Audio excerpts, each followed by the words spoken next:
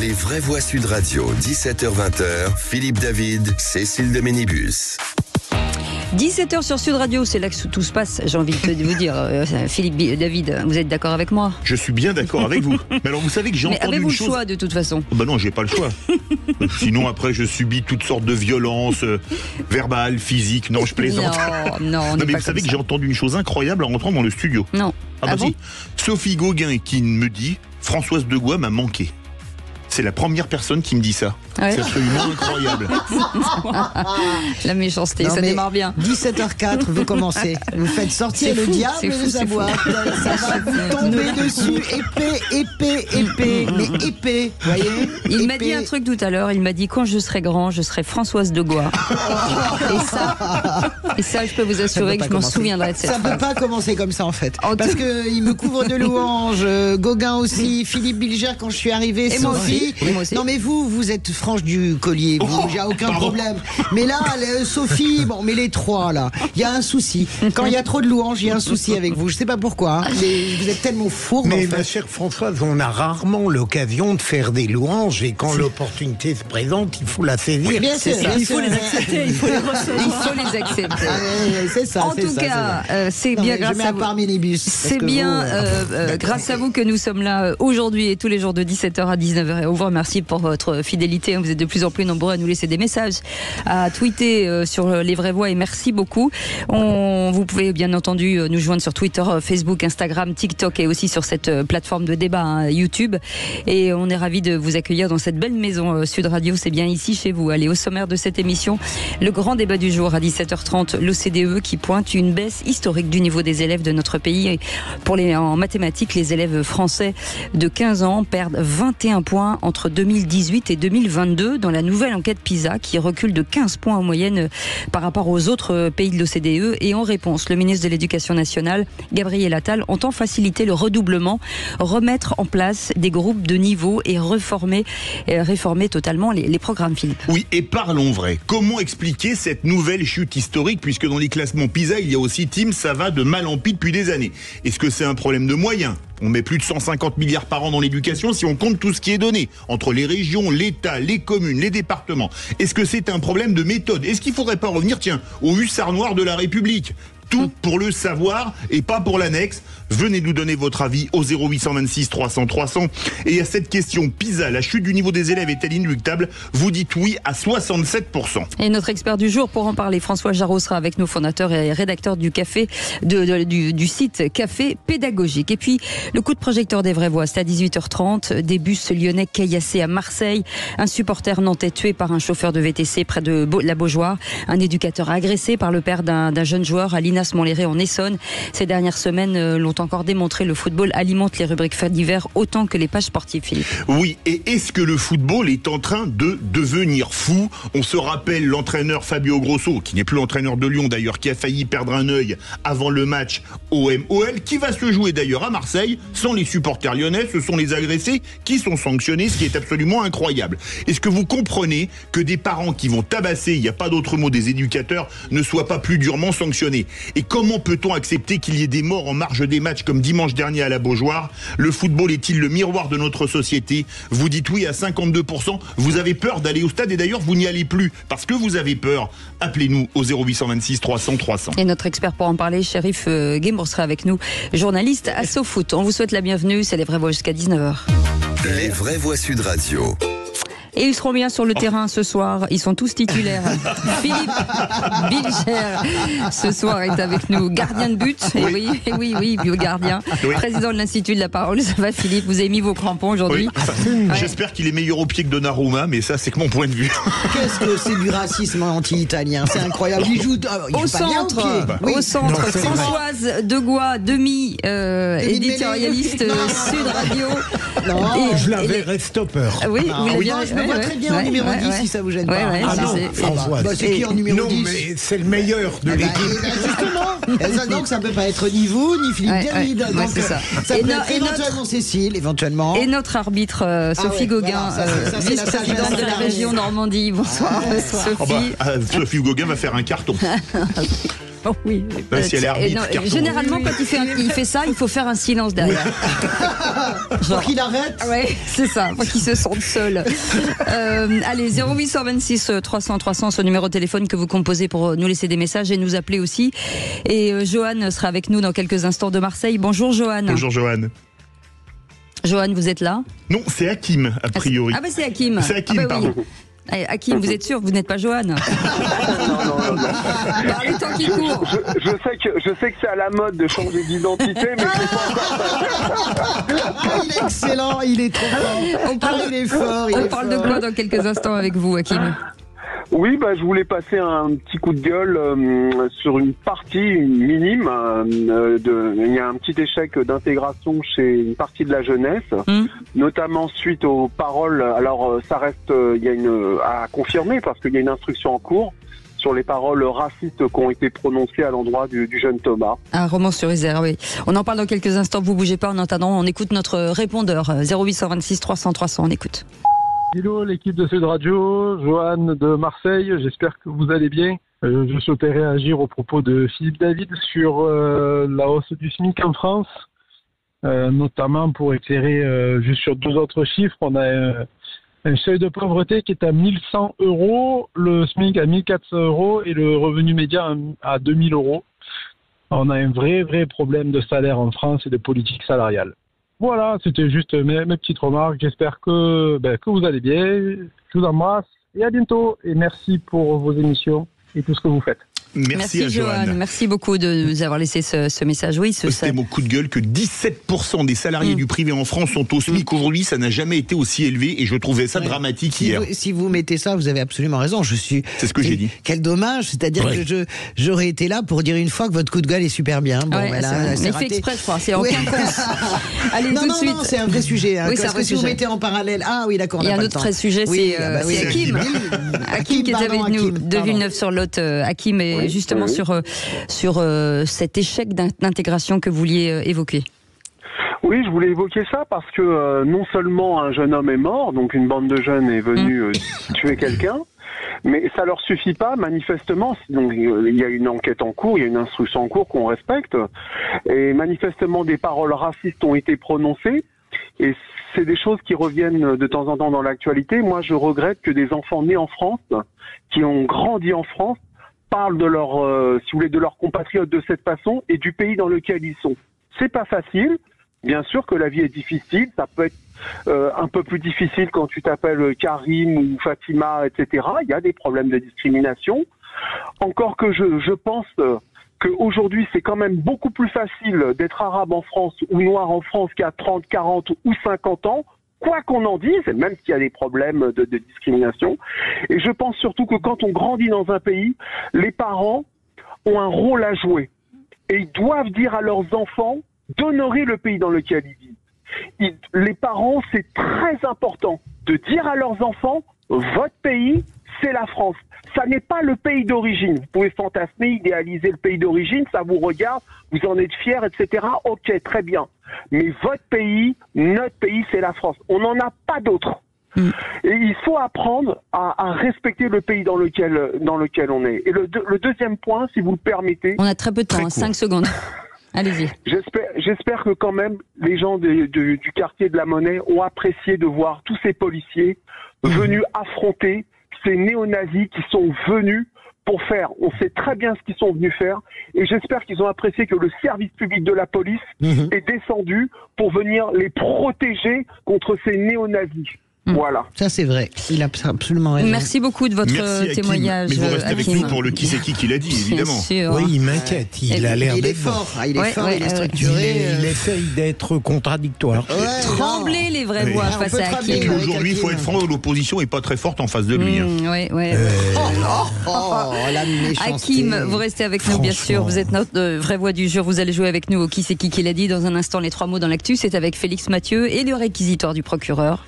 Je comprends la peur de ceux qui ne veulent pas déposer plainte dans certaines affaires. On en parle dans quelques instants. Vous les commentez, vous êtes les bienvenus. On est ensemble avec Sophie Gauguin, Françoise Degois et Philippe Bilger jusqu'à 19h. À tout de suite. Les vraies voix Sud Radio, 17h-20h, Philippe David, Cécile de Ménibus. Bienvenue dans les vrais voix. On est ravis de vous retrouver. On vous parle souvent des off, hein, mais bon, un jour ça va vous pendre au nez. C'est vraiment la jungle en folie ici. Il faut être sérieux aujourd'hui. Il faut être sérieux.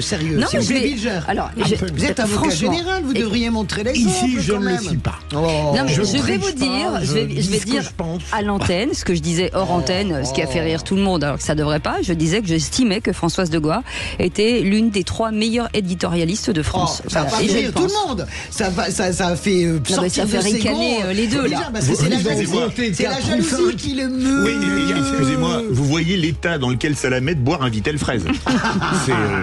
La méchanceté. Merci. Allez, bienvenue les amis, bienvenue. Les vraies voix jusqu'à 19h. Philippe Bilger, Françoise de Gois et Sophie Gauguin. Dans un instant, les 3 mots dans l'actu, c'est Félix Mathieu. Bonsoir Félix. Bonsoir. Et de quoi parle-t-on ? On va parler de cette passe d'armes sur le terrorisme entre Elisabeth Borne et le RN, de Gabriel Attal qui ressort le redoublement en réponse à l'étude PISA où les élèves français dégringolent en maths, et puis le prix de l'humour politique ce soir. En 3 mots, ça donne polémique, redoublement et humour. Et ben voilà, très bien. Tout de suite le réquisitoire du procureur. Les vraies voix Sud Radio, le réquisitoire du procureur. Philippe Bilger. Et vous voulez requérir, monsieur le procureur, sur ces victimes qui ont peur de porter plainte par crainte des représailles.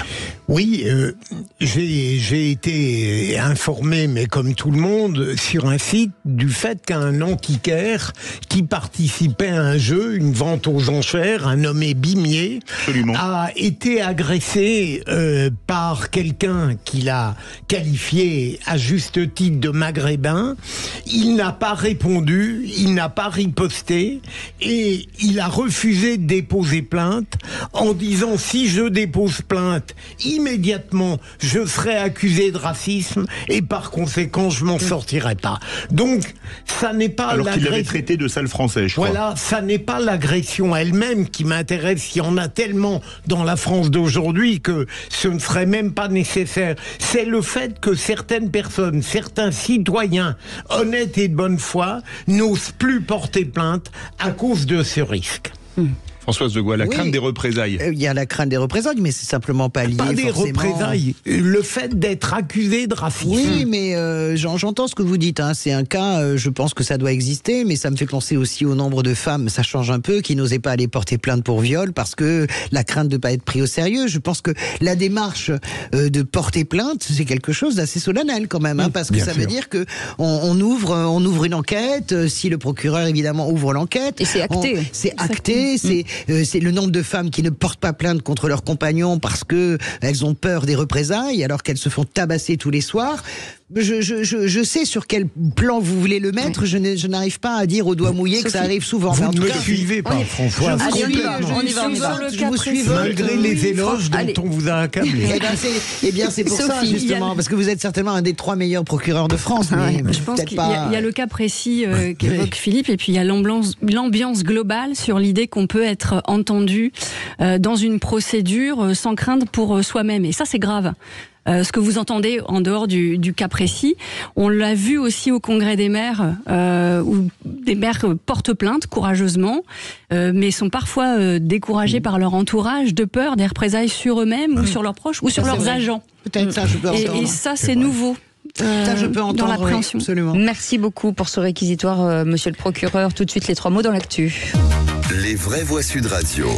Bonsoir Félix, 3 mots qui sont polémique, redoublement et humour. Elisabeth Borne accuse le RN d'alimenter les polémiques, mais de voter contre les mesures antiterroristes. Passe d'armes à l'Assemblée après l'attaque mortelle de samedi soir près de la Tour Eiffel. Gabriel Attal entend remettre les redoublements au goût du jour suite aux résultats de l'étude PISA et cette chute inédite des élèves français en mathématiques. Et puis le prix de l'humour politique sera remis ce soir. 19 petites phrases en compétition. On vous a préparé un échantillon. Les vraies voix Sud Radio. Le gouvernement sous pression après l'attaque de samedi soir au pont de Bir Hakeim. Le ministre de l'Intérieur avait concédé un ratage dans le suivi psychiatrique du jeune radicalisé qui a tué un touriste. Explication insuffisante, a réagi Marine Le Pen tout à l'heure à l'Assemblée nationale. À chaque attaque, on découvre un auteur connu, repéré, surveillé. Et à chaque attaque, les Français déplorent que rien n'a été fait pour le neutraliser. L'islamisme n'est pas regardé en face mais minoré, pas analysé mais invisibilisé, pas affronté mais contourné. Marine Le Pen qui réclame ensuite l'expulsion des islamistes étrangers, la déchéance de nationalité, puis l'expulsion des islamistes binationaux ou encore des poursuites pour intelligence avec l'ennemi concernant ceux de nationalité française. Réaction vive de la Première ministre Elisabeth Borne. Quand la France est touchée, il y a ceux qui agissent en responsabilité. Et puis il y a vous et votre parti qui, une nouvelle fois, vous précipitez dans le seul but d'alimenter les polémiques. Vous qui ne respectez jamais le travail des enquêteurs et de la justice et tirez toujours les conclusions sans même connaître les faits. Le Rassemblement national s'est systématiquement opposé aux mesures pour renforcer la lutte contre le terrorisme. La chef du gouvernement qui cite les lois sur la sécurité intérieure, sur le délit de séparatisme, sur les fermetures de lieux de culte radicalisés, sur le parquet national antiterroriste. Elle ajoute aussi que 43 attentats ont été déjoués depuis 2017 dans le pays. Philippe Bilger, je vous ai vu dodeliner. Non, mais je suis lassé parce que, évidemment, le Rassemblement national pose des questions qui ne sont pas surprenantes d'originalité, mais à chaque fois, la réponse de la Première ministre ou de Gérald Darmanin ou d'Éric Dupond-Moretti sont les mêmes. À chaque fois, au lieu d'examiner le fond de la question, on les stigmatise sur le plan éthique. J'en ai marre. J'en ai assez, pardon. Moi, j'en ai pas assez parce que je suis fatigué de toujours les mêmes questions du Rassemblement national. On va se poser une question, projetons-nous, qu'est-ce qu'elle ferait Marine Le Pen à la place si elle gouvernait? Elle ferait exactement comme les copains. On est dans un état de droit et grâce au ciel, on va encore le rester. On n'arrête pas les gens par prévention dans ce pays, sinon on vivrait dans une dictature. Moi, je veux bien qu'on tape sur le gouvernement, mais pour tant d'attentats déjoués, voilà, il y en a un qui nous tombe dessus. Vraiment, vous parlez, vous, du systématisme des réponses du gouvernement. Je parle du systématisme des questions d'urgence. Il y a le systématisme aussi, mais pour le coup, de ne pas examiner les propositions qui sont faites par d'autres groupes politiques comme les Républicains. L'internement des personnes et la rétention administrative des personnes dangereuses, ce sont des propositions qui auraient pu éviter ça. Donc il y a le RN qui fait de la surenchère en permanence. Ok, très bien, on a compris qu'ils ne proposaient pas des réelles solutions. Il y a des partis politiques qui proposent et qui ne sont pas entendus. Je pense que là, il serait temps un petit peu que le gouvernement s'intéresse aux solutions de fond. Allez, deuxième mot, redoublement. Gabriel Attal a désigné ces mesures juste après les résultats de l'étude PISA. Et oui, l'étude internationale enregistre une chute inédite du niveau des élèves français en mathématiques. Ça chute dans tous les pays de l'OCDE, mais encore plus fort pour l'Hexagone. Quand en revanche l'Asie tire son épingle du jeu, en particulier Singapour. Aussitôt ce bulletin passable obtenu pour la France, le ministre de l'Éducation, Gabriel Attal, a donc brandi son plan en mettant l'accent sur le retour des redoublements. La question du redoublement, devenue tabou, mérite d'être clarifiée et d'être tranchée. Aujourd'hui, je viens la clarifier et la trancher avec un principe simple. La décision appartient aux enseignants. C'est pourquoi les professeurs auront désormais le dernier mot en matière de redoublement. Je veux lutter contre l'échec forcé auquel peuvent être condamnés des élèves que l'on veut faire passer à tout prix en classe supérieure. 2 choix s'offriront aux professeurs en fin d'année. Un passage sous condition, autre possibilité, le redoublement en cas de grande difficulté, car il vaut mieux réussir son primaire en 6 ans que l'échouer en 5. Gabriel Attal annonce aussi une nouvelle épreuve de maths en première, l'obligation d'avoir le brevet pour pouvoir passer au lycée ou encore une refonte des programmes en primaire ainsi que des groupes de niveau en maths et en français au collège. Et on en parle dans quelques minutes, ce sera le grand débat du jour des vraies voix. Et troisième mot, le prix de l'humour politique sera remis ce soir. 19 petites phrases présélectionnées par le Presse Club Humour et Politique. Tiens, l'occasion de faire un petit qui c'est qui l'a dit avant l'heure, si vous le voulez bien. Serez-vous retrouvé qui a évoqué l'idée d'aller vendre des rillettes à Moscou sur la place Rouge?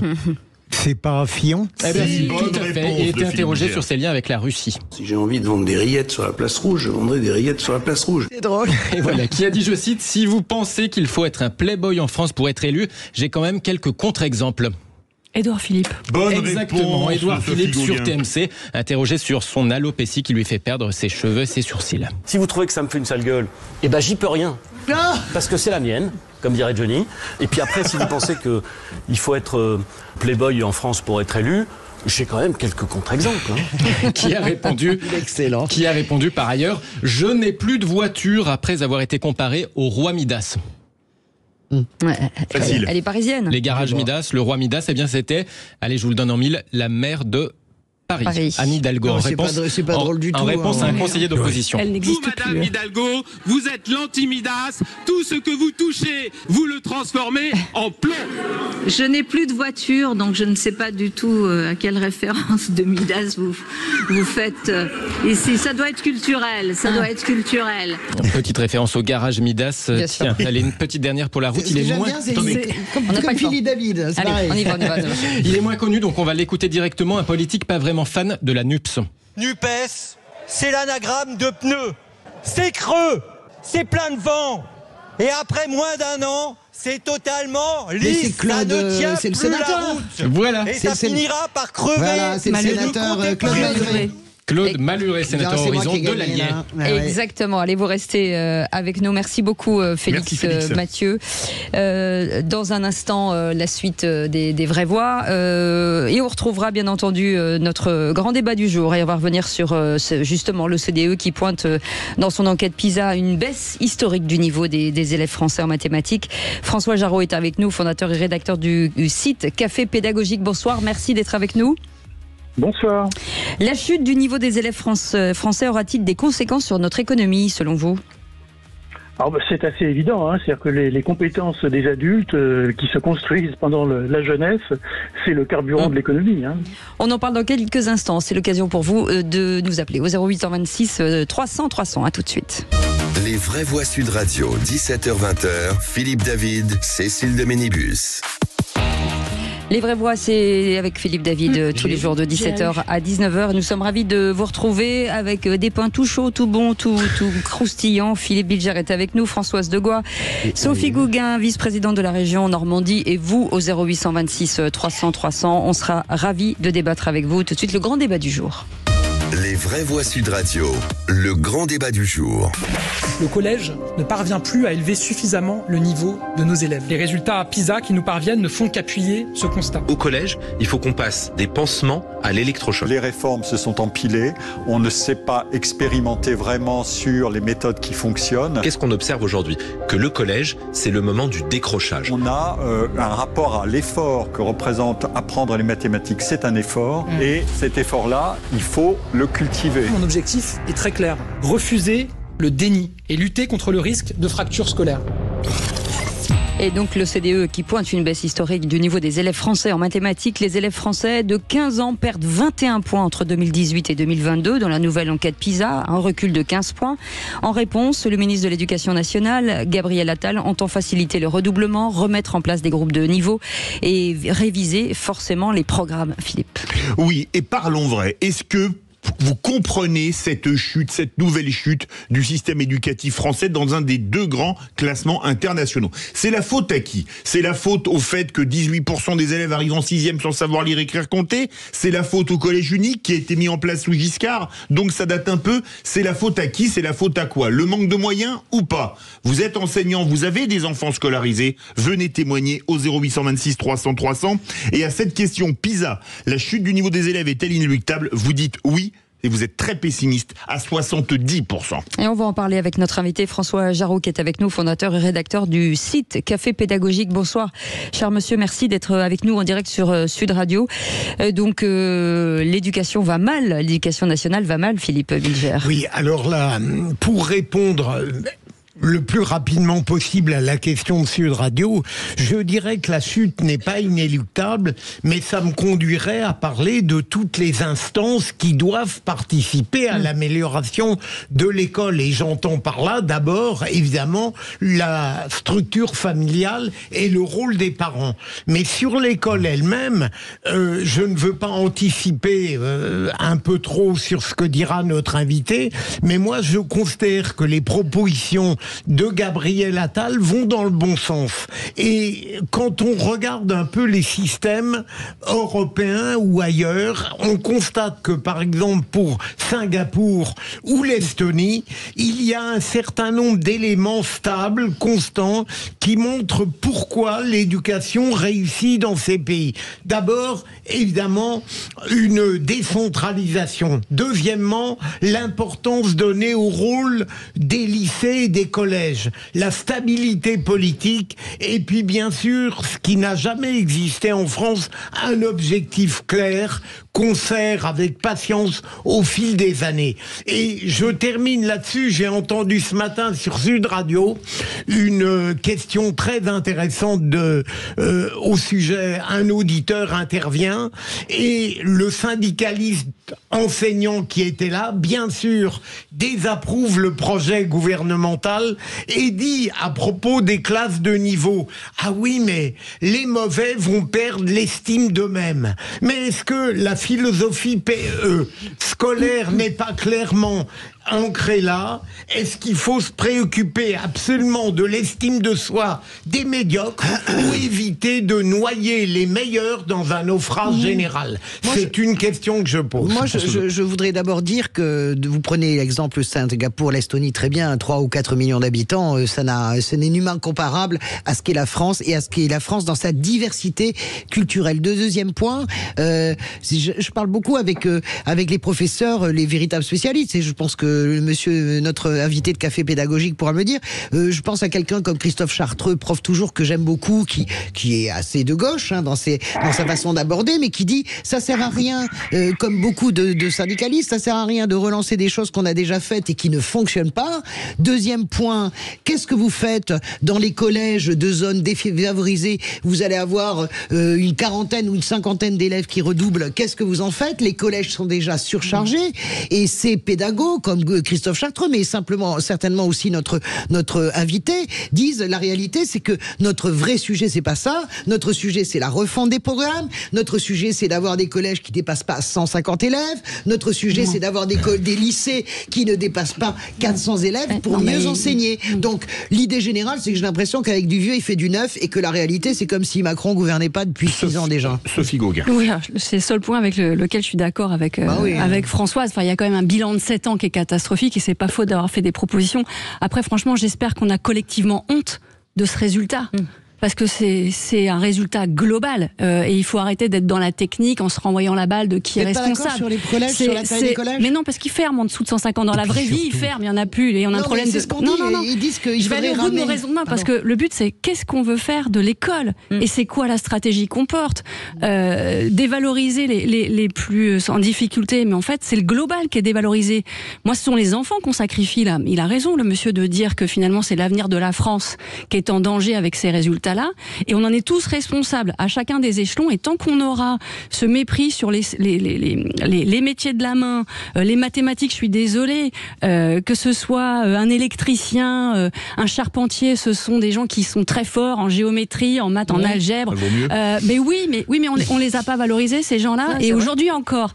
Et donc tant qu'on aura ce poids des diplômes en France, ces a priori sur les parcours scolaires, et qu'on ne considérera pas tout le monde, on n'y arrivera pas à augmenter ce niveau.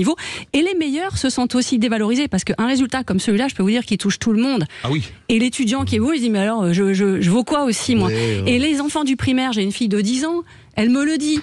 Qu'est-ce que je vaux moi maman? Parce qu'il n'y a même plus de notes, on sait même plus où on est. Et c'est quoi le mérite dans l'école? Donc on a quand même la stratégie de fond qui n'est pas là et dont on paye les pots cassés aujourd'hui. François Jarreau, merci d'être avec nous, fondateur et rédacteur du site Café Pédagogique. Visiblement, comme on dit, il y a du pain sur la planche. Alors, il y a du pain sur la planche, c'est certain. Ce que je retiens des différentes interventions, Monsieur Villeguer a posé la question de que fait-on des mauvais? Alors, à vrai dire, c'est une bonne question parce que quand on parle de baisse du niveau de la France, en fait, qu'est-ce que ça veut dire? Ça veut dire que pour les 20% des élèves les plus socialement favorisés, ceux-là sont au niveau du Japon. Ils sont tout à fait en haut de la liste de PISA. C'est ce que montre l'OCDE. Par contre, les élèves de familles défavorisées socialement, eux, ils sont à peu près au niveau de la Moldavie et du Kazakhstan. C'est-à-dire qu'il y a 113 points d'écart entre ces deux groupes-là. 113 points d'écart, c'est 5 années d'enseignement. Ah oui. C'est-à-dire qu'un élève de au niveau du bac a un niveau de 5e, c'est ça? Là, vous exagérez un tout petit peu. Mais si 5 ans, ça fait ça. Non. Voilà, c'est à peu près ça. Et donc, il faut se soucier des enfants des milieux défavorisés. Voilà. Si on veut remonter le niveau dans PISA, il faut mettre le paquet pour cette catégorie-là de la population. Donc, C'est la question cruciale. Alors, est-ce que le ministère apporte des réponses à ça? Franchement, je ne crois pas. Hein. Je ne crois pas que ce soit en mettant des examens, des redoublements et tout le bastringue qu'on va améliorer la situation. Ce qu'on voit là, c'est les effets quand même des réformes apportées par Jean-Michel Blanquer depuis 2017 au collège. Je parle pas de l'école primaire, là. Je parle du collège. Et on voit que les réformes de Jean-Michel Blanquer au collège n'ont pas du tout porté de résultats. C'est moins ce qu'on puisse dire. Donc il faut s'intéresser au collège, mais aller probablement dans un autre sens. François Jarreau, le sujet passionne les auditeurs puisqu'on a beaucoup d'appels direction Paris. Bonsoir Annabelle. Oui, bonjour. Bonsoir. On vous écoute Annabelle dans Les Vraies Voix sur Sud Radio. C'est ma première fois, donc en écoutant ça, j'étais un petit peu en colère. Étant maman d'une enfant de 7 ans, donc elle est en CE1, donc elle a fait sa première rentrée scolaire dans le public à Paris. Et on a vu un petit peu comment ça se passe, les dégâts. C'est-à-dire que j'étais obligée de changer ma fille d'école. Donc là, actuellement, elle est dans une école privée, dans le 17e. D'accord, ok, c'est le public qui était très bas de niveau, c'est ça, selon vous? Très très bas de niveau, pourtant je suis dans un quartier qui n'est pas difficile. Hein. Donc moi, je pense que c'est surtout... la pédagogie, c'est-à-dire que c'est une professeure, c'est la première fois pour elle aussi, et je pense qu'ils ne sont pas assez formés. Ah, ça c'est vrai, c'est un vrai sujet. François Jarreau, rapidement pour réagir aux propos d'Annabelle. Un, manque de formation des professeurs, et deux, quand on voit que dans certaines académies, certains sont pris avec 4 de moyenne parce que plus personne veut le faire, ça pose quand même question, non ? Alors c'est sûr que ça pose question. Bon, je crois qu'il ne faut pas généraliser d'un cas particulier à la totalité du pays, hein. Mais en tout cas, il y a des problèmes de recrutement. Dans certaines académies. Oui, bien sûr. Non, mais là aussi, il ne faut pas généraliser peut-être à toute une académie. Mais il y a des problèmes de recrutement. Là aussi, qu'est-ce qu'on fait pour améliorer le recrutement ? Après, Sophie Gauguin, après on va repartir au standard avec Ludovic. Effectivement, il y a un problème de formation et d'évolution pour capter l'attention des enfants. Je pense que ça, c'est aussi important. Mais quand même, avoir le socle, apprendre à lire, écrire, compter, c'est ça l'égalité des chances. Ça doit être le socle pour tout le monde après, pour mieux évoluer dans son parcours. Et c'est ça qui me paraît important. Et encore une fois, aider les plus défavorisés. C'est un peu le rôle des parents, non ? Il y a le rôle des parents dans l'éducation. Je rejoins ce que dit Philippe. C'est énormément important. Les parents doivent éduquer, mais l'école doit enseigner. Et pour que tout le monde ait une égalité des chances pour ensuite avoir le meilleur parcours possible, il faut déjà avoir la base. Et elle n'est pas là. Elle n'est pas là aujourd'hui. Et je crois que c'est ça la plus grande chance pour les enfants, c'est de revenir aux fondamentaux. Je voudrais demander à François Jarreau, dont j'ai bien aimé la réflexion sur le fait que nous avons une élite qui est reconnue par PISA et qu'une masse d'élèves qui ne réussissent pas bien. J'aimerais savoir qu'est-ce qu'il pense des groupes de niveau. Il me semblait que c'était la méthode la plus efficace pour permettre aux meilleurs de continuer et éventuellement de favoriser la progression des moins bons.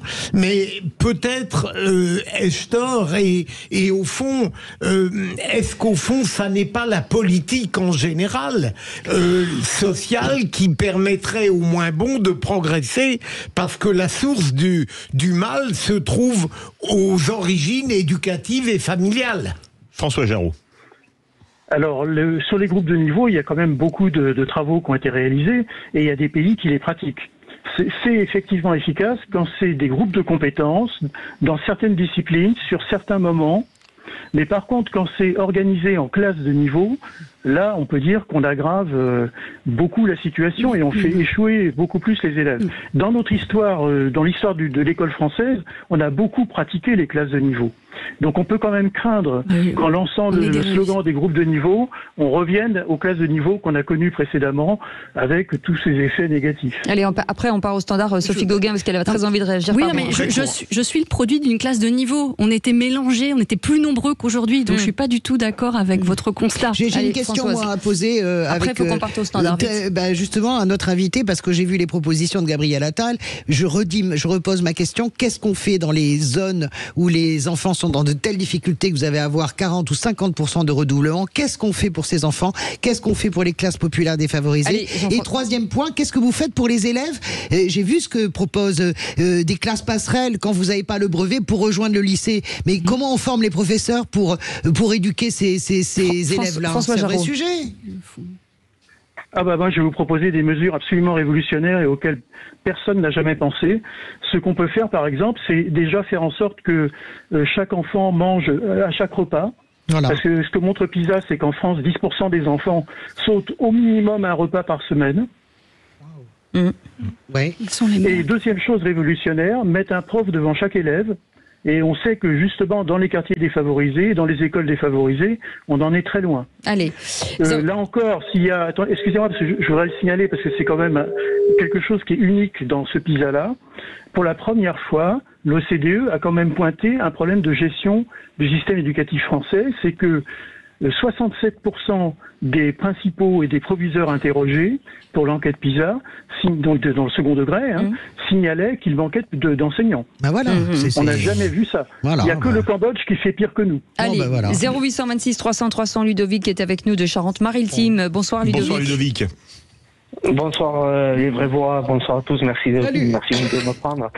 Alors déjà, je n'avais pas demandé à Philippe de me prouver qu'un plus un peut faire 10 parce qu'il s'arracherait les cheveux. Mais ce que je voulais dire, oui, je sais.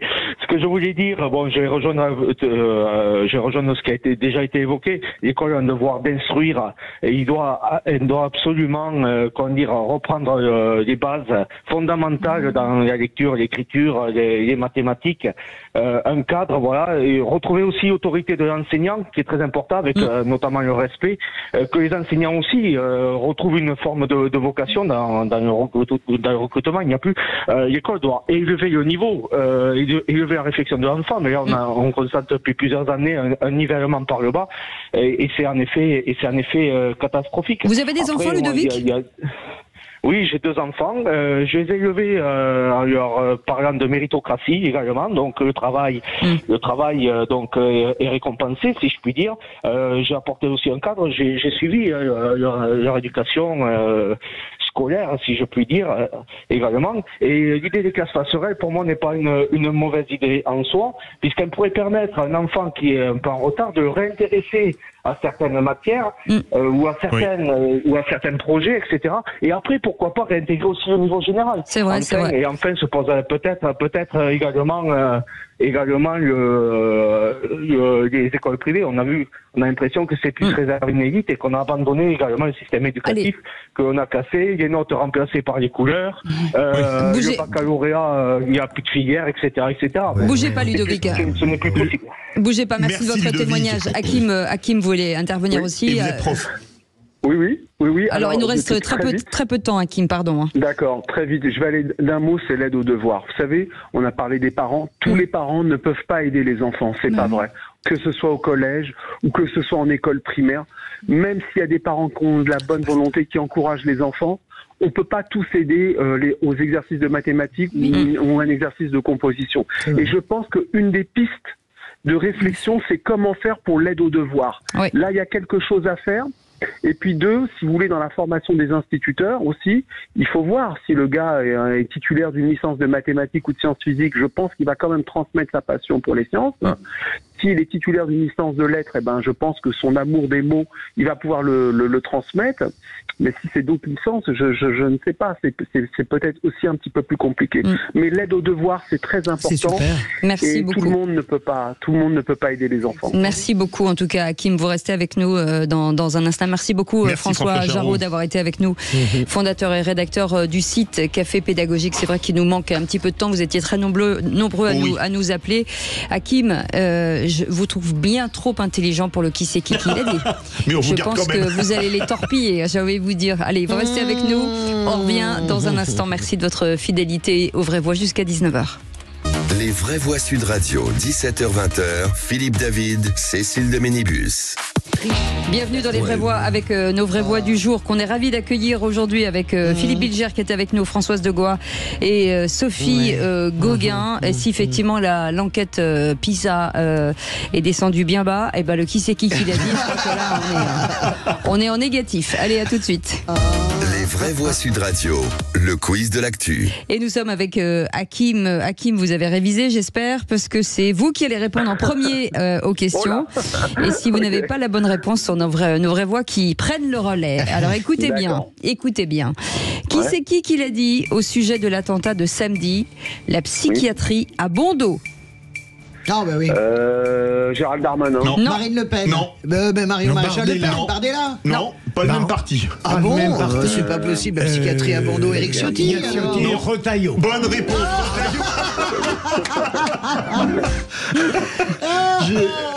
Là, je me dis, il va le trouver, c'est pas possible autrement.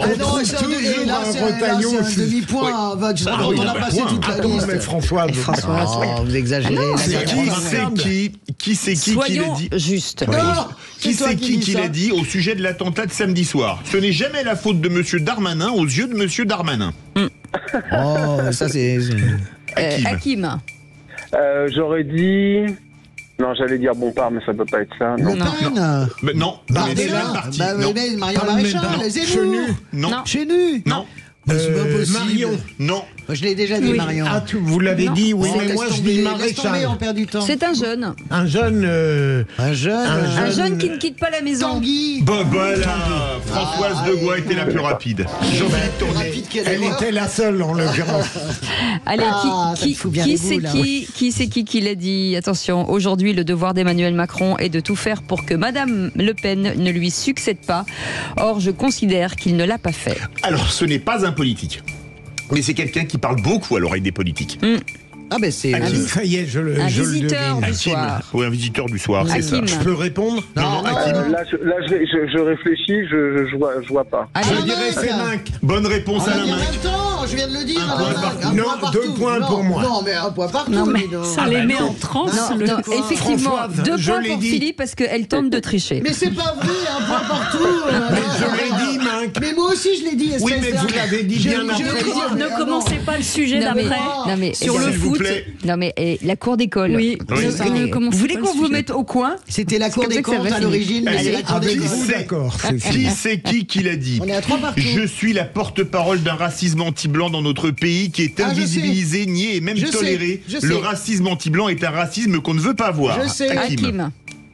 J'aurais dit sans doute notre amie Elisabeth Lévy. Non, c'est Marion Maréchal. Bonne réponse de Françoise Marion Maréchal. C'est validé. C'est le genre c'est une politique. Oui, absolument. C'est le genre... Qui c'est qui l'a dit? Allez, qui c'est qui l'a dit au sujet de la loi immigration? Ce texte est unijambiste. Hakim. Ce texte est unijambiste. Les gens du Nord ont dans les yeux le bleu qui manque à leur décor. Xavier Bertrand. Bonne réponse, elle l'a dit, Xavier Bertrand. Xavier. Oui, mais il n'avait pas répondu encore. Un point au moins. Non, mais c'est surtout, tu te rends compte les indices qu'il donne, lui. Les gens du Nord. Bah non, mais les gens du Nord. Mais Sophie, elle a triché. Oui, elle a triché. Mais on lui donne quand même parce qu'elle n'a pas de point. Alors je prends le point. Non. Dans Saint-Just, à côté. Je te le donne. J'adore. Je vous le donne. Monseigneur. Oui, c'est ça. Il en manque une. Vous avez tort. Allez. Qui c'est qui l'a dit? On y va. C'est notre dernière question, Hakim. Hakim, vas-y, Hakim. C'est à vous, Cécile. C'est moi qui ai fait Xavier Bertrand, non? Jean-Luc Mélenchon, avec ses propos, a discrédité finalement cette NUPES. Il a besoin de reconstruire une gauche à la hauteur. Et c'était sur Sud Radio.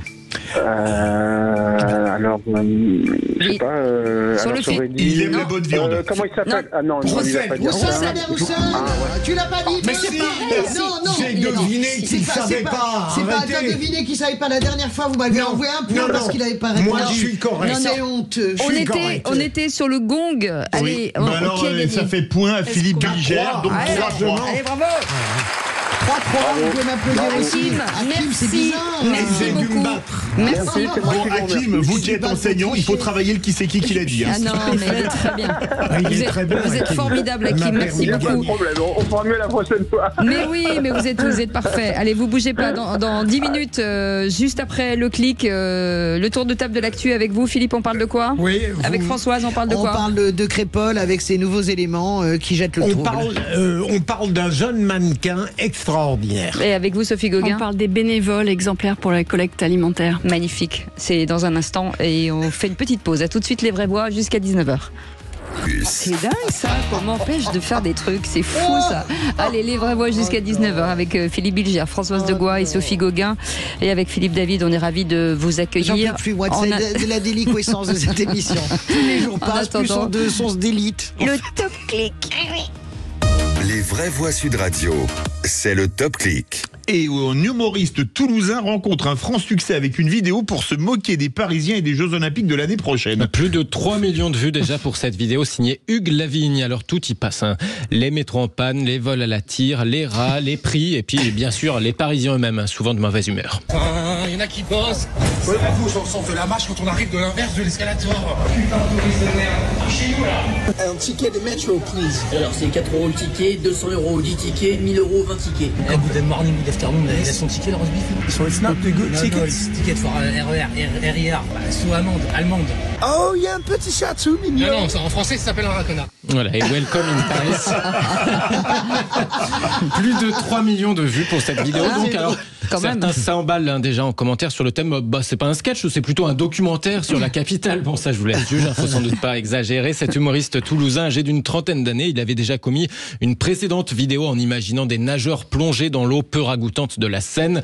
Bon, a priori, il n'a pas réussi à avoir de place pour se rendre à ses JO, mais encore, ses vidéos, il regrette pas trop finalement de ne pas les avoir eues. Et autre sujet en top tendance, c'est 4 lettres, PISA. Oui, vous parliez tout à l'heure de cette étude internationale qui indique une dégringolade des élèves français en maths. Eh bien, les internautes aussi en parlent beaucoup, avec beaucoup qui reprochent au ministre Attal d'avoir dégainé ces mesures un peu vite, aussitôt, sans avoir pris le temps d'analyser les résultats de cette étude. C'est vrai qu'on l'apprenait en fin de matinée et dès le début d'après-midi, Gabriel Attal dégainait ces mesures. Merci beaucoup, Félix Mathieu. Merci. Et moi, il y a une chose qui ne buzz pas, et je ne comprends pas qu'elle ne buzz pas, et je dis merci au Figaro de nous avoir alerté là-dessus. C'est le musée d'histoire de Lyon New Look, dont on peut dire que le contenu est hallucinant. Alors tout d'abord, c'est pas écrit en français mais en volapük, d'écriture inclusive. Volapük, pourquoi? Parce que témoin devient témoine, mais ça c'est encore rien. Donc 4 personnages différents racontent l'histoire de Lyon, 3 femmes nées à des siècles différents et Saïd, un ouvrier devenu bénévole associatif. Heureusement d'ailleurs qu'il y a Saïd pour représenter les ouvriers lyonnais, car la scène parlant des canuts, les célèbres révoltes matées dans le sang par la monarchie de Juillet, ils sont représentés, les ouvriers canuts, par une salopée de vide. Peut-être qu'à Lyon, comme à France Télévisions, les hommes blancs de plus de 50 ans n'ont plus le droit de citer. Enfin, ils sont de plus de 250 ans. D'ailleurs, comme le dit le directeur du musée, accrochez-vous bien, le concept de Lyonnais de souche n'a aucun sens. Alors, pour parler de la religion à Lyon, on en fait des caisses sur le père Christian Delorme, qui était à l'origine de la marche des beurs il y a 40 ans, mais rien sur la basilique de Fourvière. Enfin, la première femme conseillère municipale à Lyon est autant mise en avant qu'Édouard Herriot, qui a été maire pendant près d'un demi-siècle, président du conseil et président de la Chambre des députés de mémoire, excusez du peu. Pour Raymond Barre, alors là, accrochez-vous rien, si ce n'est une lettre anonyme le qualifiant de peu regretté maire qui, de toute sa carrière, s'est bien peu occupé du sort de ceux que son système économique a mis de côté. Grégory Doucet, le maire écologiste, s'est dit admiratif du travail colossal.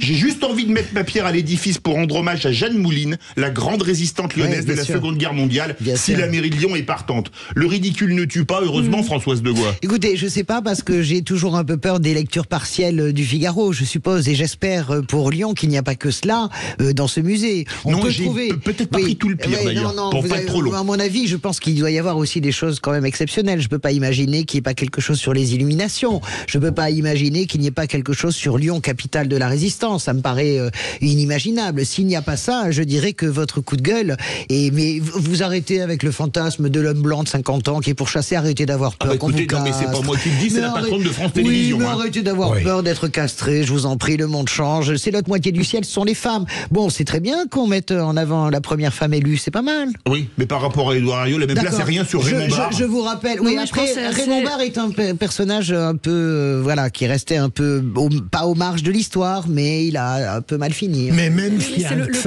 votre indignation est légitime. Le commentaire d'Europe Écologie Les Verts est symptomatique de ce qu'ils font aujourd'hui. C'est-à-dire qu'ils ne parlent plus du tout d'environnement. Ils sont enfin découverts. Leur thématique aujourd'hui, c'est le sociétal, le wokisme. Il n'y a que ça qui les intéresse. Et on voit très bien que c'est certainement une illustration. Non, mais votre coup de gueule sur cette partie...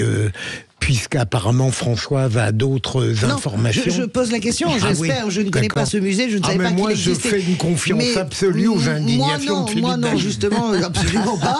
Je ne fais pas confiance à ce... C'est un escroc total. Je connais par cœur Philippe David. Je vous apprécie. Oui, bien sûr. On peut mettre tout le monde d'accord. Vous savez que va ouvrir dans l'île Saint-Louis très prochainement, à la place du célèbre Nos ancêtres les Gaulois, que vous avez bien connu, extraordinaire, mythique, qui a fermé, va naître pour la première fois le musée du fromage. Donc ça, je pense que ça mettra tout le monde d'accord. On est d'accord. Il n'y a pas de wokisme sur le fromage. On y va parce que là aussi, on va fermer. Allez, dans un instant, quelques instants, le tour de table de l'actu des vraies voix. Philippe, on parle de quoi ?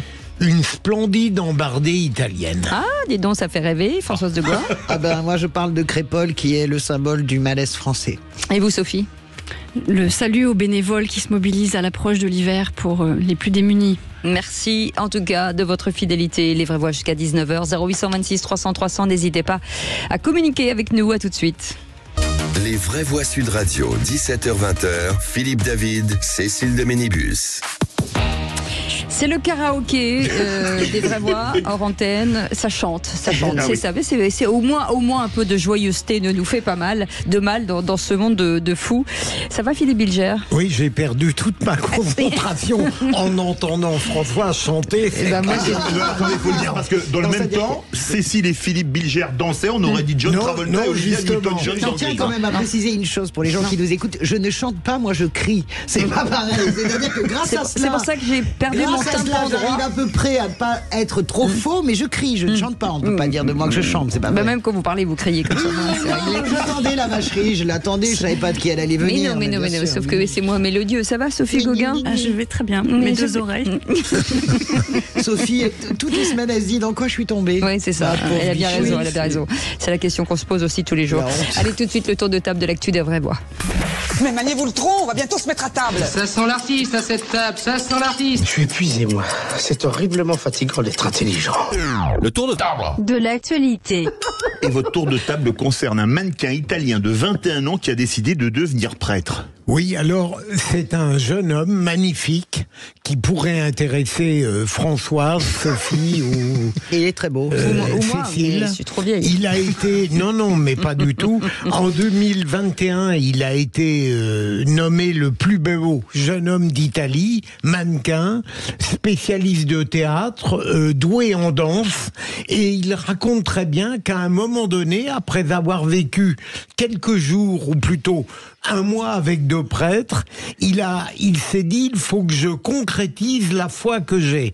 Et il va entrer dans un séminaire pour devenir prêtre, en ayant l'intention de ne pas abandonner ses passions fondamentales. Le mannequinat, je sais pas comment il va faire.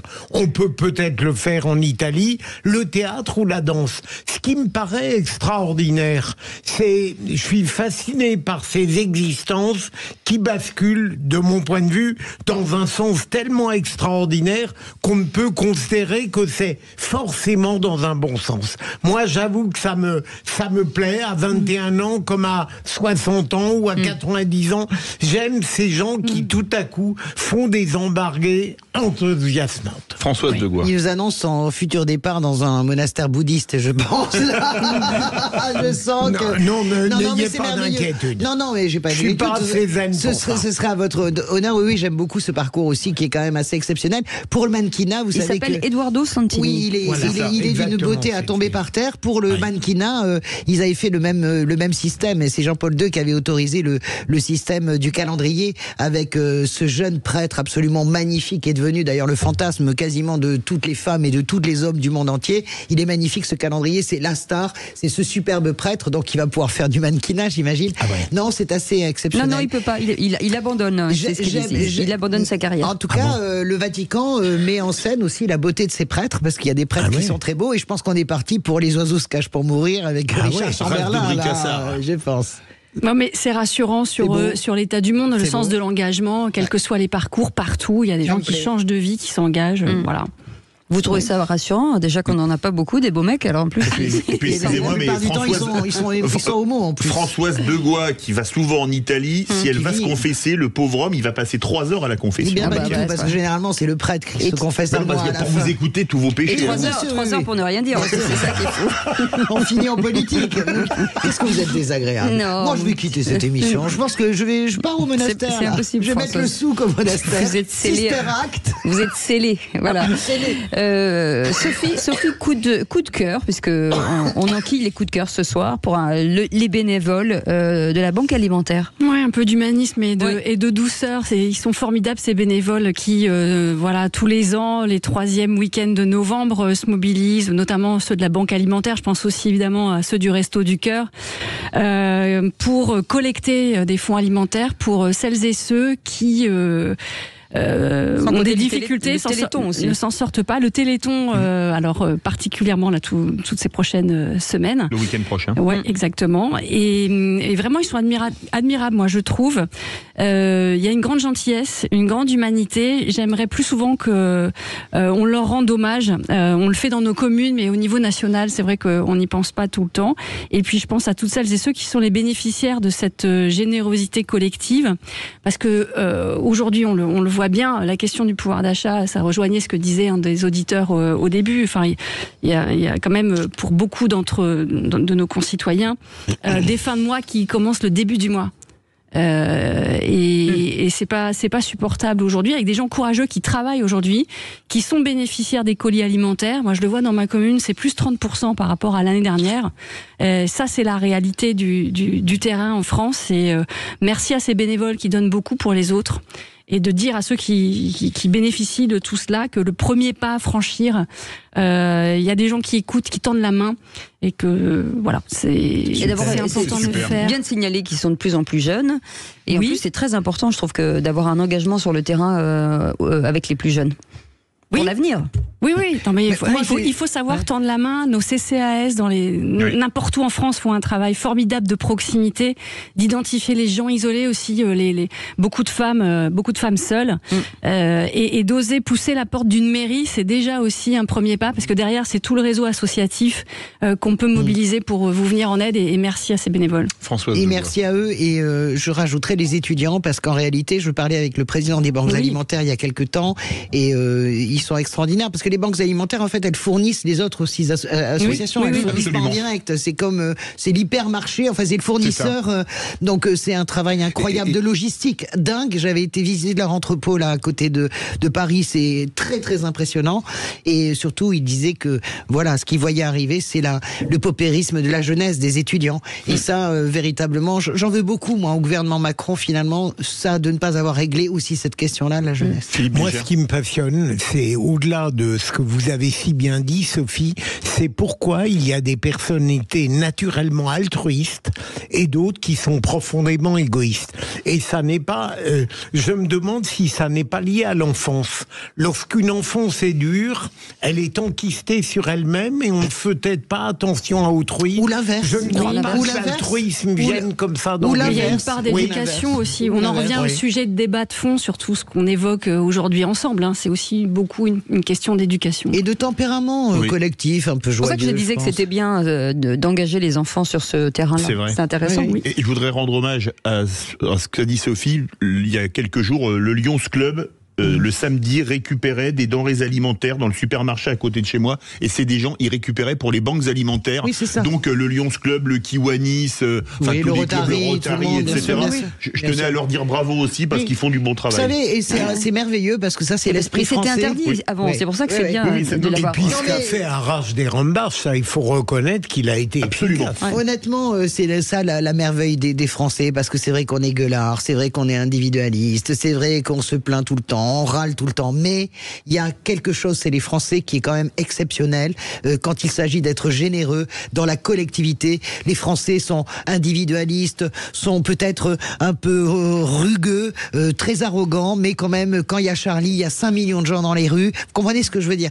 Il faut bien comprendre comment nous, les Français, ils sont là. Et comment nous sommes. Et moi, c'est pour ça que j'adore ce pays, parce que je suis fière d'être française, parce que je sais qu'on a ce paradoxe-là, et que au moment des fêtes, on voit avec vous, Sophie, on voit avec tous les bénévoles, c'est ça la France. Oui. Et ça va être la France du Téléthon, et ça va être la France quand il y a des orages, quand il y a des intempéries. Il faut apporter des réponses. C'est vrai. Derrière, il faut apporter des réponses. Absolument. Je suis d'accord. Et dans un instant, le drame de Crépol avec vous, Françoise, et des nouveaux témoignages, et visiblement l'enquête tourne. C'est-à-dire qu'on prend un nouveau visage. L'autre aspect de la France, c'est-à-dire un véritable malaise. Pour moi, Crépol symbolise aujourd'hui le malaise français. On en parle dans un instant. Merci de votre fidélité aux vraies voix. Les vraies voix Sud Radio, 17h-20h, Philippe David, Cécile de Ménibus. Avec Philippe David, on est ravis de vous accueillir tous les jours de 17h à 19h avec nos vraies voix du jour. Françoise Degois est avec nous, Sophie Gauguin, vice-présidente de la région Normandie, et bien sûr Philippe, j'allais dire Philippe David Bilger, pas du tout. Philippe Bilger est avec nous. Ne confondez pas avec Philippe. Jamais de la vie, jamais de la vie.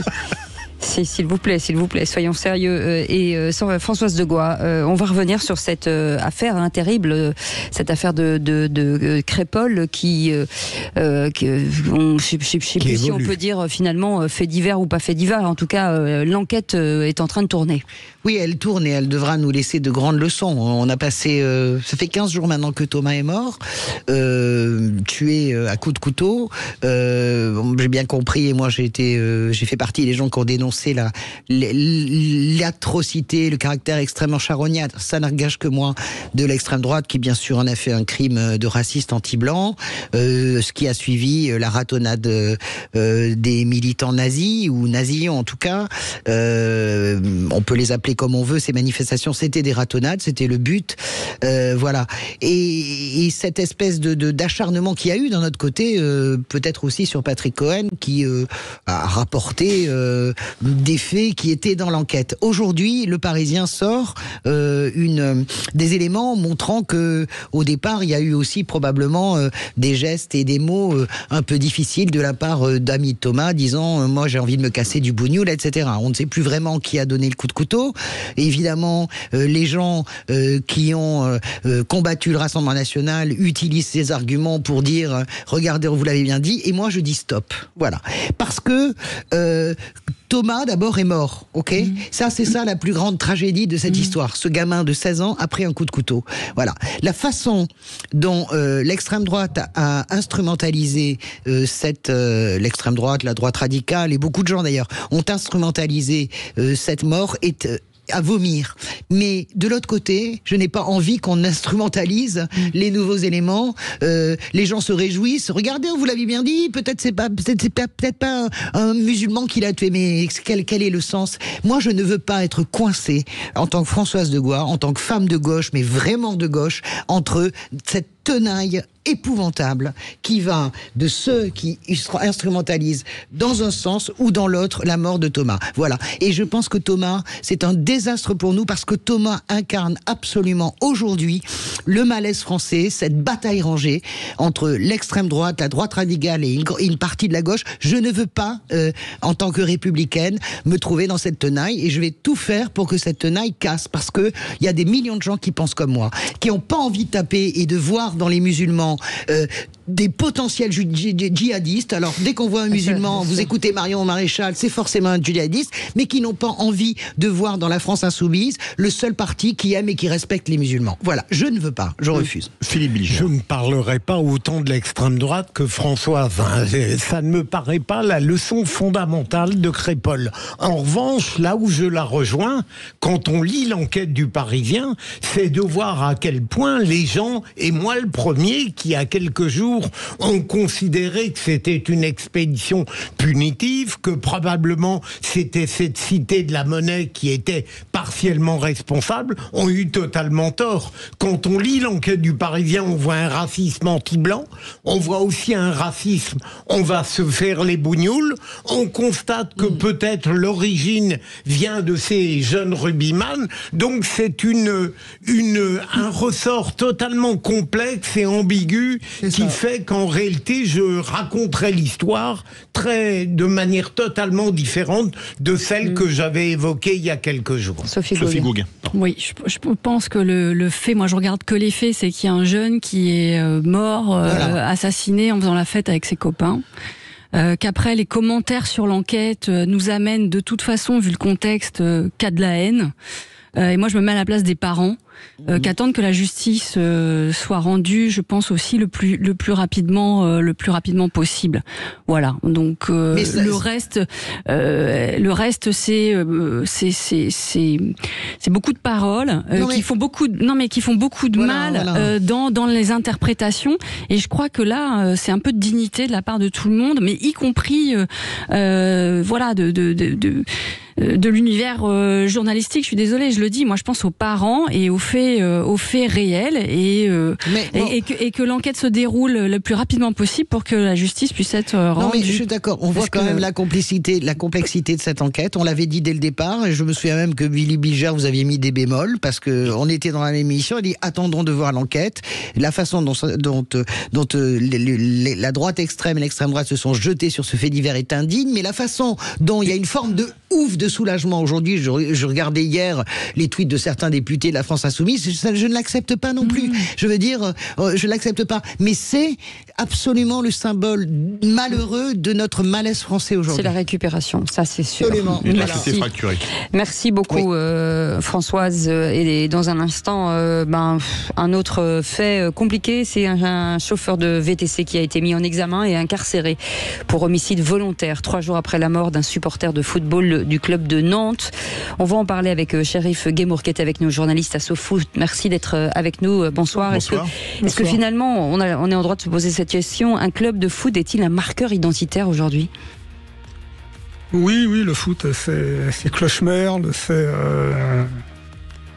sur des antagonismes locaux, pour une couleur, un village. Oui, ça reste un sport d'antagonisme qui peut déboucher sur l'agressivité et de la violence. On va en parler dans quelques instants avec vous. En attendant, une petite perle de bonheur avec Sud Radio. Puisque c'est notre jeu sapin de Noël, c'est le moment avec Sud Radio. On ne peut pas jouer, nous. Non. Ça va être le moment pour vous d'ouvrir votre cadeau de Noël en direct sur Sud Radio. Ça, c'est plutôt pas mal. Vous allez peut-être gagner. Alors peut-être, écoutez bien. Votre séjour en famille, tout inclus au parc Futuroscope. Votre séance photo professionnelle en famille avec le Shooting Box, lashootingbox.com ou encore de nombreux autres cadeaux qui vous attendent, bien entendu, au pied du sapin. Mais pour ça, il va falloir jouer. Et ce numéro, vous le connaissez, 0826 300 300. Et si vous êtes, allez, dites-moi, Sophie, un chiffre entre 1 et 25, vous avez la main de la chance aujourd'hui. 7. 7e appel au standard. Et ces cadeaux seront peut-être pour vous et vous passerez en direct avec nos vraies voix. Allez, à tout de suite. Les vraies voix Sud Radio, 17h-20h, Philippe David, Cécile de Ménibus. Merci de nous accompagner tous les jours entre 17h et 19h avec Philippe David, mais aussi Philippe Bilger qui est avec nous quotidiennement, Françoise Degois, éditorialiste Sud Radio, et Sophie Gauguin, vice-présidente de la région Normandie. Tout de suite, le coup de projecteur des vraies voix. Les vraies voix Sud Radio, le coup de projecteur des vraies voix. Et des bus lyonnais caillassés à Marseille, un supporter nantais tué par un chauffeur de VTC près de la Beaujoire, un éducateur agressé par le père d'un joueur de l'INAS Montlhéry en Essonne. Le football alimente les rubriques faits divers autant que les pages de sport ces derniers temps, Philippe. Et ça touche tant le football amateur à l'INAS Montlhéry que le football professionnel en Ligue 1 en particulier, que ce soit Nantes et Nice ou que ce soit l'OL et l'OM. Et vous, qu'est-ce que vous en pensez ? Est-ce que le foot est devenu l'enfant malade du sport en France et même peut-être ailleurs ? Est-ce que l'effet de groupe incite à la violence ? Est-ce que le football est tellement populaire qu'il génère tant de frustration. Le football est-il le miroir de notre société? Vous dites oui à 63%. Vous voulez réagir, le 0826 300 300. Et pour en parler, Chérif Guémour est avec nous, journaliste à SoFoot. Bonsoir, merci d'être en direct sur Sud Radio avec nous. Philippe Bilger, vous qui aimez beaucoup le foot. En chambre, oui, en ce qui me concerne. Oui, bien entendu. Le foot avec toutes ses dérives. Moi, je suis étonné par l'étonnement de la question de Sud Radio, si j'ose dire, parce que l'univers du foot n'a jamais été, il ne l'est plus du tout, un univers séparé de la société elle-même. Ça n'est pas un monde protégé, ça n'est pas un monde irénique, c'est un monde qui pousse au paroxysme ce qui existe déjà dans la société, la violence, l'absence de savoir-vivre, les insultes, le racisme, éventuellement pire. Et deuxième élément qui, je l'espère, conforte mon point de vue, c'est le fait qu'on sait maintenant depuis des années qu'il n'est plus un événement même le plus festif. Et Dieu sait que le foot devrait être un événement extraordinaire sur le plan du divertissement qui échappe à la violence. Regardez, je pense au mariage, le foot est en plein dans ce cyclone, où même ce qui devrait nous réjouir devient un motif de chagrin. Françoise Degois. Moi, je crois que l'histoire du foot, c'est l'histoire de la société. Quand vous avez les créations des premiers clubs de foot en Grande-Bretagne, à Londres, c'est une bagarre sans nom entre les différents quartiers, dans les différentes villes également. Vous avez le foot ouvrier contre le foot bourgeois. C'est l'histoire éternelle de Liverpool ou de Saint-Étienne. Voilà. Donc moi, je crois qu'il n'y a jamais eu de différence. Ce qui me gêne beaucoup aujourd'hui, en réalité, c'est probablement le laisser-aller. C'est ce que vous disiez, Philippe David. J'ai l'impression qu'il faut les 200 morts du Heysel, ou même plus. 38 au Heysel. Voilà, j'exagère, pardonnez-moi, mais dans mon esprit, ça reste un truc tellement tragique, le Heysel. Oui. Voilà, il faut le Heysel pour que quelqu'un se décide à réagir. Je pense qu'il faut vraiment réagir, et j'ai toujours beaucoup de mal avec les instances, que ce soit les instances nationales ou la Fédération internationale, qui vraiment me sort par les yeux. Sophie Gauguin. Oui, c'est-à-dire que dans tous les débats qu'on a, c'est le fait de société, la société, le reflet de la société, mais enfin, c'est nous tous la société. Hein. C'est ce qu'on en fait, chacun en responsabilité, que ce soit dans un club de foot ou ailleurs, chacun est responsable de la manière dont il se comporte et doit donner l'exemple, qu'il soit encadrant, qu'il soit joueur dans un petit club ou en prime dans les compétitions à la télévision. C'est sa responsabilité à lui, c'est la responsabilité à tout le monde en tant que citoyen participant à une activité sportive de savoir où il se situe. La société, c'est de la poésie. Ce que je veux dire, c'est qu'on est dans l'action. Bah oui, mais si, on est dans le réel. C'est la place de chacun, qui soit dans un club de foot ou ailleurs. Et il se trouve qu'effectivement, on constate plus de choses dans le football. Mais ce que je veux dire, c'est que comme plus personne ne craint rien, que l'autorité, c'est pas bien de la même façon. Bah si, je suis désolée. Bah t'as le droit de pas être d'accord, mais non, pas du tout. C'est qu'on se permet. Non, si, je pense que chacun en tant que citoyen, quand il participe à une action collective, que ce soit dans le sport ou autre, il doit donner l'exemple et que c'est ce qui renvoie à chacune et chacun d'entre nous notre responsabilité collective. Voilà, quel que soit, qu'on soit joueur, éducateur, on a cette responsabilité de donner l'exemple dans son comportement. Je suis désolée, la société, c'est nous tous qui sommes responsables. Oui. Chérif Guémour, journaliste à SoFoot, forcément c'est très philosophique le foot ce soir. Non, mais d'abord, pour en revenir aux violences dans le football, il suffit d'écouter Giroud, je pense qu'il a raison. Il disait qu'en fait, le football était déjà très violent à son époque, dans les années 70-80, voilà. Mais c'était pire qu'aujourd'hui, il faut le savoir. C'est-à-dire que des bagarres de supporters, des cars qui se faisaient caillasser, des joueurs qui se faisaient agresser en arrivant au stade, voire sur le terrain, c'était monnaie courante. Donc c'est pas quelque chose d'absolument nouveau. C'est le football, ça génère des tensions, de l'agressivité, voire de la violence.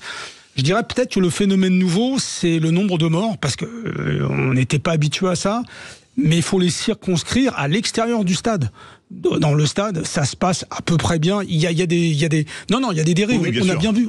Il n'y a plus de grands drames en Europe depuis Hillsborough, ça doit être le dernier. Oui, voilà. On a eu l'exemple malheureux de cette famille de supporters marseillais à Nantes. Oui, voilà. Donc bon, voilà. Mais là, il y a plutôt une défaillance des services de sécurité. Non, c'est plutôt à l'extérieur du stade. À l'extérieur du stade, c'est là qu'on peut extérioriser toute cette violence qu'on a vue, l'attaque du bus. Il y en a eu d'autres. L'attaque de bus suit des supporters brestois à sortie de Montpellier. Et la réponse minimum qu'on attend, elle vient on attend à la fois une réponse des pouvoirs publics, mais d'abord des instances du football. Oui. Et pour en revenir justement à l'épisode du quart de Lyon qui a été caillassé, c'est surprenant que la décision de la FFF et de la Ligue fasse rejouer le match à Marseille avec un public de supporters sans huis clos et en interdisant les supporters. Dans des mêmes circonstances, on a délocalisé le match à huis clos. Donc c'était un minimum. Mais comment vous l'expliquez? Est-ce que c'est une question, par exemple, on est en train de négocier les droits télé, on sait très bien, par exemple, dans les négociations de droits, parce qu'il y a tout ça qui joue aussi, qu'il n'y a que 2 affiches en fait qui sont réellement importantes. C'est PSG-OM, match aller, match retour. C'est ça aussi qui porte. Oui, c'est l'affiche. C'est les affiches. Et avec l'OL aussi. Est-ce que vous expliquez dans cette décision complètement barjot, et moi je regardais ça, je pensais que c'était une fake news, est-ce que vous pensez qu'il y a aussi tout cet aspect financier derrière, de faire rejouer avec du public au même endroit ou pas? Oui, parce que comme c'est une affiche spectaculaire, même si pour moi c'est une affiche dévaluée, c'est pas le Marseille d'avant ou le Lyon d'avant. Oui. Mais donc oui, il y a des enjeux de visibilité. On est en pleine renégociation des droits télé, notamment les droits télé à l'étranger qu'on espère faire progresser. Et la deuxième chose, il y a un déni, tout simplement, c'est que les éducateurs, notamment dans le football amateur, et là on parle de l'INAS Montlhéry, ça fait un bout de temps, moi je discute avec certains éducateurs, il y a même eu des livres qui ont été écrits dessus. Et là, on revient à nos débuts, le reflet de la société. Oui, il y a beaucoup d'agressivité. Là, ça tourne parfois à la violence. Ça commence par les parents. Et là, je vous rejoins, madame. En effet, la société, c'est nous. C'est comment on éduque nos enfants, comment on rétablit les règles du vivre ensemble dans le domaine du sport. Est-ce qu'on montre aux enfants, parce que quand les pères au bord des terrains disent vas-y, pète-lui les jambes, c'est forcément un exemple. Oui, bien sûr. Alors, ce que les footballeurs montrent. Je vous rassure, on a des très bons éducateurs en France. Les amateurs, ils font un super boulot. C'est pour ça qu'on sortons de bons joueurs aussi. Voilà. Et on a beaucoup de parents tarés, passez-moi l'expression. Mais c'est vrai. C'est beaucoup problématique. Allez, 0826 300, direction Montpellier avec Laurent qui voulait réagir. Bonsoir Laurent. Bonsoir Laurent. Bonsoir messieurs, dames, bonsoir à tous. Bonsoir. Donc je voulais réagir tout simplement. Le football, c'est du communautarisme sportif, d'accord? C'est-à-dire celui qui est pour Montpellier, il est que pour Montpellier, celui qui est pour le PSG, il est que pour le PSG, et si jamais un gars de Marseille vient, il se fait castagner. Bon, c'est vraiment du communautarisme au sens premier du terme, au sens du dictionnaire. C'est presque du tribalisme même, à ce que vous dites. Je suis de la tribu marseillaise, parisienne, lyonnaise, strasbourgeoise. Mais ça excuse pas la violence. Oui, Laurent, on vous écoute. Absolument. Alors absolument, c'est du communautarisme sportif violent. Donc ce sont des petites sociétés. Je suis pour Montpellier, je suis pour Lyon, et donc il ne peut pas y avoir comment dirais-je, du multicommunautarisme dans le football, puisque maintenant il est établi que si on est pour un club, on n'est que pour ce club. Il n'y a qu'au niveau national qu'on devienne nationaliste dans le football. C'est tout, quand on soutient l'équipe de France. Voilà. Vraie remarque de Laurent. Sophie Gauguin a raison, ça n'a rien à voir avec la violence finalement. On peut être communautariste dans le football sans forcément être violent. En Angleterre, ils ont réussi à rétablir l'ordre. Tout le monde n'est pas comme moi. Moi, j'aime les équipes les plus faibles. C'est pour ça que je déteste le PSG. Moi, j'ai une question à Chérif. J'ai une question. Restez avec nous, Laurent. Parce que c'est très intéressant ce qu'il dit sur le tribalisme. Moi, je vois ça dans le rugby. Par exemple, j'adore le RC Toulon et j'ai jamais aimé La Rochelle. Et pourtant, La Rochelle, objectivement, joue grand club. Bon, mais j'adore le RC Toulon. Je vais pas aller me mettre des mandales à la sortie de Mayol. Mais évidemment. Mais non, mais pourquoi justement les supporters de rugby ne se mettent pas de mandales par rapport aux supporters de football? C'est vrai. Alors déjà, je suis pas un spécialiste de rugby. Mais non, mais j'ai bien compris. Non, mais il faut revenir aussi sur l'image d'Épinal du rugby. Vous n'êtes pas sans savoir que le rugby est devenu professionnel. Oui. Donc il commence à y avoir 28 ans. Ouais, il commence à y avoir des tensions et ça va être, je vous le prédis, sans risque de me tromper, je sais. Le football féminin se professionnalise aussi.